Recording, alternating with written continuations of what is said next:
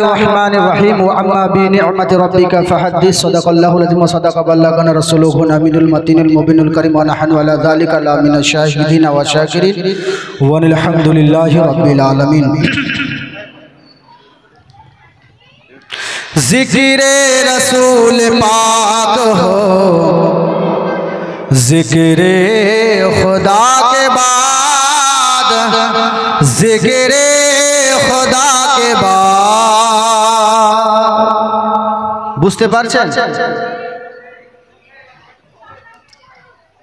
বুঝতে পারছেন না মাঝে মাঝে সুবহানাল্লাহ বলবেন দু এক ছেদ বলো বেশি বলবো না ज़िक्र रसूल पाक हो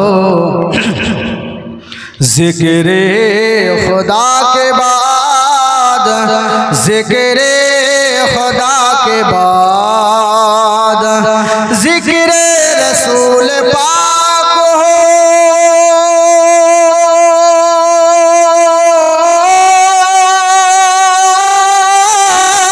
ज़िक्र रसूल पाक हो ज़िक्र खुदा के बाद हो बात अंबिया के हो बात अंबिया के मगर मेरे मुस्तफ़ा के बाद मेरे मुस्तफ़ा के बाद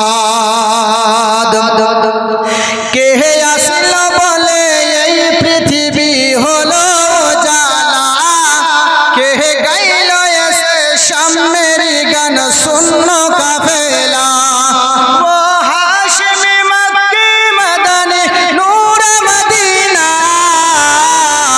वो नूर नबी नूर मदीना वो नूर मदीना वो नूर नबी नूर मदीना अहमद मुहम्मद जिनी आखिर नबी जार वसिलाते सृজন হলো এ সুন্দর পৃথিবী সে যে মানব দরদি নূর নবী শফাত শফিনা वो नूर नबी नूर मदीना वो नूर नबी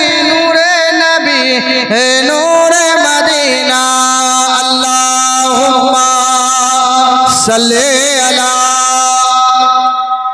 बंदा सुनो नील आकाशेर नीचे जमीনের উপরে তোমাদের বসবাস রয়েছে তোমরা ভুলে গেছো আমার কথাগুলিকে আমি কোরআনে জানিয়ে দিলাম ওয়াম্মা বিনিআমাতি রাব্বিকা ফাহাদিস আমার নিয়ামতের বেশি বেশি চর্চা করো তবে দুনিয়ার জমিনে কার তোমরা প্রশংসা করো আমি রব্বুল আলামিন আকরামাল আকরামিন মাবুদ বলে শোনো দুনিয়ার জমিনে যদি আমি আল্লাহকে পেতে চাও ওই নবীকে আপন তোমরা করে নাও ওই নবী বিনে যদি দুনিয়ার জমিনে কাউকে আপন করো কেউ তোমার আপন হবে না যদি আপন হয় শুধুমাত্র একজন হবে যিনি হলেন শাহে মদিনা আমার আল্লাহ রাব্বুল আলামিন বলছেন তোমরা ফলো করতে হয় দুনিয়ার কোন নেতাকে করো না যদি ফলো করতে হয় তো মুহাম্মাদুর রাসূলুল্লাহকে করো লাকাদ কানা লাকুম ফি রাসূলিল্লাহি উসওয়াতুন হাসানা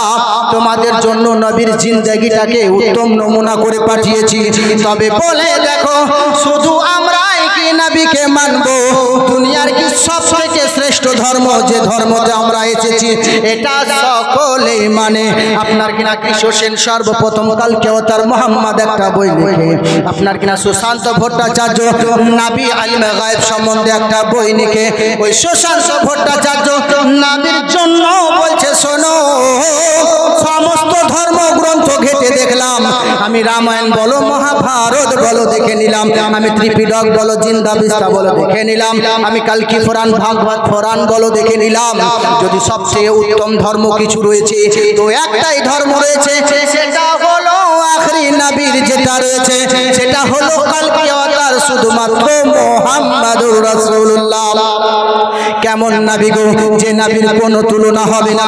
এটা কি আমরাই বলছি? বলে না, তিনি এমন নবী হবেন, তিনি মক্কায় জন্মগ্রহণ করবে, মরুভূমির এলাকায়। শোনা কথা, আমি আরো ভিতরে নিয়ে যাই বা সংক্ষিপ্ত করে আমি এগিয়ে নিয়ে যাব।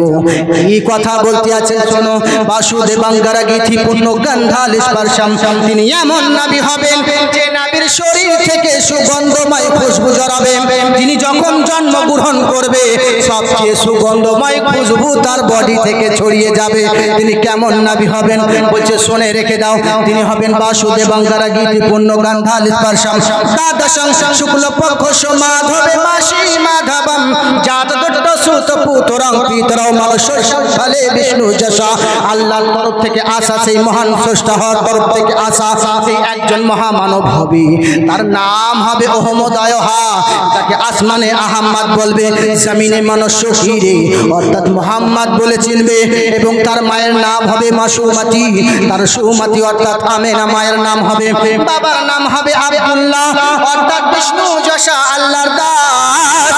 উনি এমন একজন মহা মানুষের ঘরে জন্মগ্রহণ করবে, তিনি সবচেয়ে বড় উচ্চ খানদানের মানুষ হবে।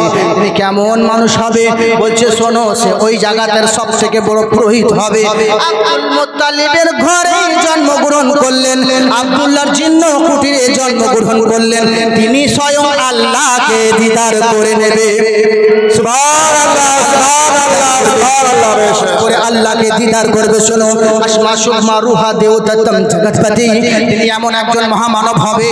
মক্কার সরজমিন থেকে বোর্রাকে চড়ে বিদ্যুৎময় গতি যেই গাড়িটাতে চড়বে, একটি রাতে আল্লাহর সঙ্গে দিদার করে সঠিক বাণীর প্রচার তিনি করে যাবেন।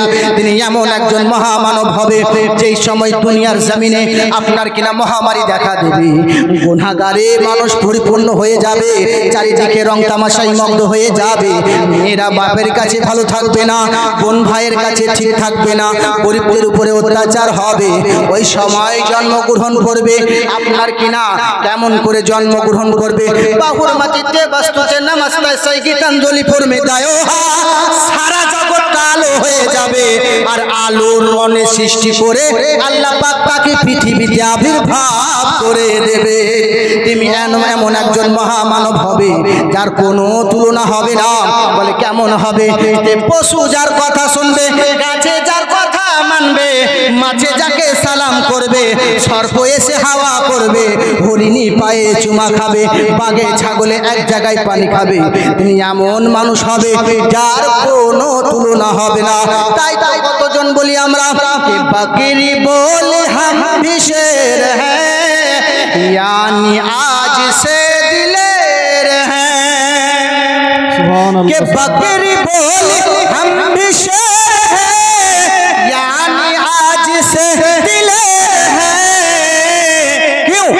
कट चुका है गए जफा, आ गए हुजूर, आ गए सुभान अल्लाह, हुजूर आ गए। এইবারে মানুষটা কেমন হবে? ও বেদ প্রকাশক, আরো প্রকাশ করে দাও। বলে শোনো, তিনি এমন একজন মহামানব হবে যার তুলনা বিশ্বের মাঝে কোনো মানুষ তুলনাহীন, তেনার তুলনা হবে না। তিনি আসমান জমিন নক্ষত্র যাহা রয়েছে এক জায়গায় দাঁড়িয়ে পাবে শান্তি যোগে শান্তি যথাযথরম পদ্মময়ী।